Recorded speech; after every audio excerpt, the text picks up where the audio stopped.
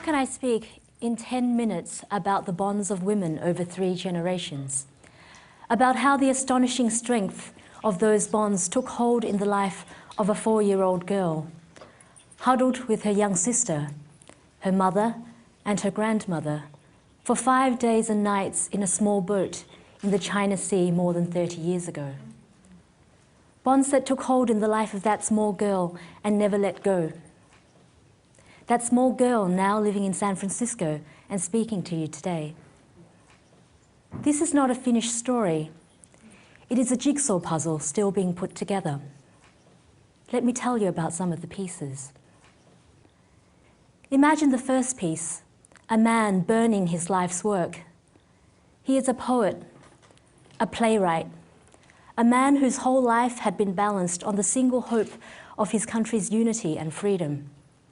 Imagine him as the communists enter Saigon, confronting the fact that his life had been a complete waste. Words for so long, his friends now mocked him. He retreated into silence. He died broken by history. He is my grandfather. I never knew him in real life. But our lives are much more than our memories. My grandmother never let me forget his life. My duty was not to allow it to have been in vain, and my lesson was to learn that, yes, history tried to crush us, but we endured. The next piece of the jigsaw is of a boat in the early dawn, slipping silently out to sea. My mother Mai was 18 when her father died, already in an arranged marriage, already with 2 small girls. For her, life had distilled itself into one task, the escape of her family and a new life in Australia. It was inconceivable to her that she would not succeed. So after a 4-year saga that defies fiction, a boat slipped out to sea disguised as a fishing vessel. All the adults knew the risks. The greatest fear was of pirates, rape, and death. Like most adults on the boat, my mother carried a small bottle of poison. If we were captured, first my sister and I, then she and my grandmother would drink. My first memories are from the boat. The steady beat of the engine, the bow dipping into each wave, the vast and empty horizon. I don't remember the pirates who came many times but were bluffed by the bravado of the men on our boat, or the engine dying and failing to start for 6 hours. But I do remember the lights on the oil rig off the Malaysian coast, and the young man who collapsed and died, the journey's end too much for him. And the first apple I tasted, given to me by the men on the rig. No apple has ever tasted the same. After 3 months in a refugee camp, we landed in Melbourne, and the next piece of the jigsaw is about 4 women across 3 generations, shaping a new life together. We settled in Footscray, a working-class suburb whose demographic is layers of immigrants. Unlike the settled middle-class suburbs whose existence I was oblivious of, there was no sense of entitlement in Footscray. The smells from shop doors were from the rest of the world, and the snippets of halting English were exchanged between people who had one thing in common. They were starting again. My mother worked on farms, then on a car assembly line, working 6 days, double shifts. Somehow she found time to study English and gain IT qualifications. We were poor. All the dollars were allocated, and extra tuition in English and mathematics was budgeted for, regardless of what missed out, which was usually new clothes. They were always second-hand. 2 pairs of stockings for school, each to hide the holes in the other. A school uniform down to the ankles because it had to last for 6 years. And there were rare but searing chants of slit eye and the occasional graffiti, Asian go home. Go home to where? Something stiffened inside me. There was a gathering of resolve and a quiet voice saying, I will bypass you. My mother, my sister and I slept in the same bed. My mother was exhausted each night, but we told one another about our day and listened to the movements of my grandmother around the house. My mother suffered from nightmares, all about the boat.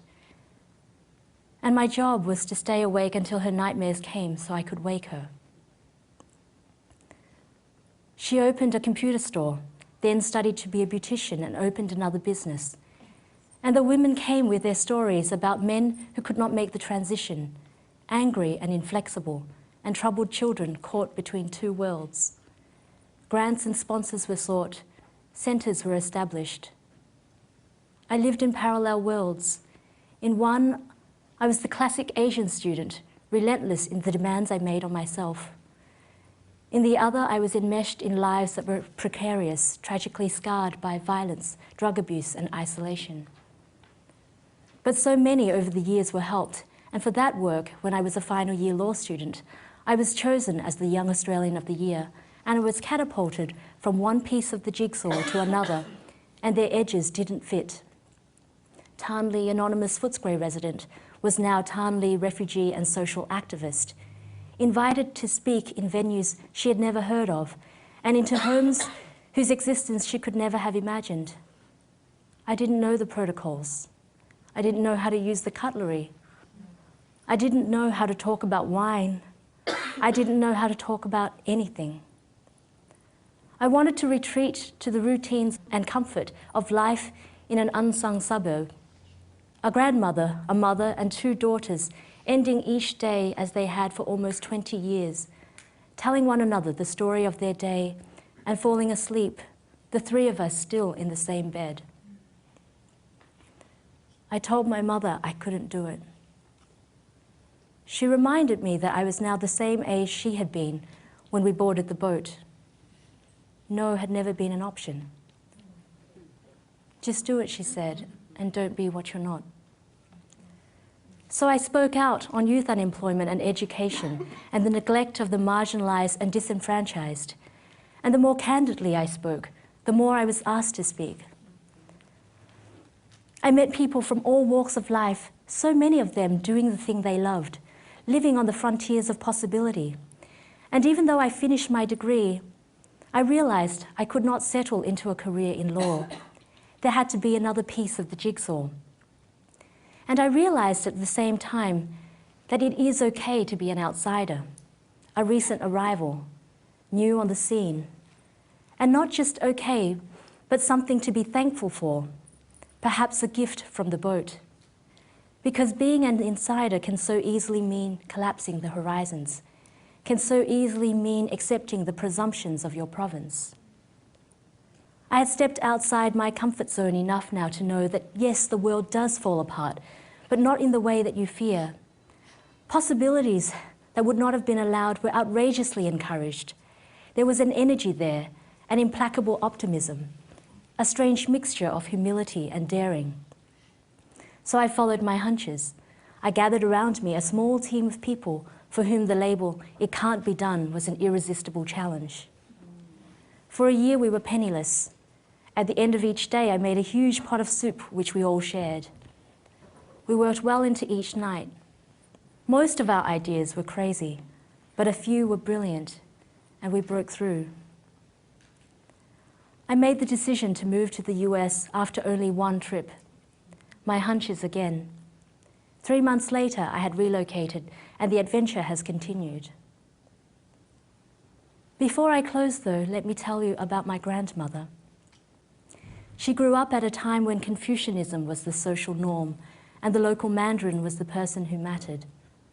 Life hadn't changed for centuries. Her father died soon after she was born. Her mother raised her alone. At 17, she became the second wife of a Mandarin whose mother beat her. With no support from her husband, she caused a sensation by taking him to court and prosecuting her own case, and a far greater sensation when she won.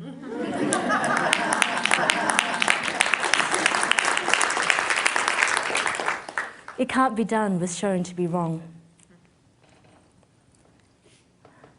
I was taking a shower in a hotel room in Sydney the moment she died, 600 miles away in Melbourne.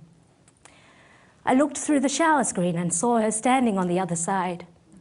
I knew she had come to say goodbye. My mother phoned minutes later. A few days later, we went to a Buddhist temple in Footscray and sat around her casket. We told her stories and assured her that we were still with her. At midnight, the monk came and told us he had to close the casket. My mother asked us to feel her hand. She asked the monk, why is it that her hand is so warm and the rest of her is so cold? Because you have been holding it since this morning, he said. You have not let it go. If there is a sinew in our family, it runs through the women. Given who we were and how life had shaped us, we can now see that the men that might have come into our lives would have thwarted us. Defeat would have come too easily. Now I would like to have my own children, and I wonder about the boat. Who could ever wish it on their own? Yet I am afraid of privilege, of ease, of entitlement. Can I give them a bow in their lives, dipping bravely into each wave? The unperturbed and steady beat of the engine, the vast horizon that guarantees nothing. I don't know, but if I could give it and still see them safely through, I would.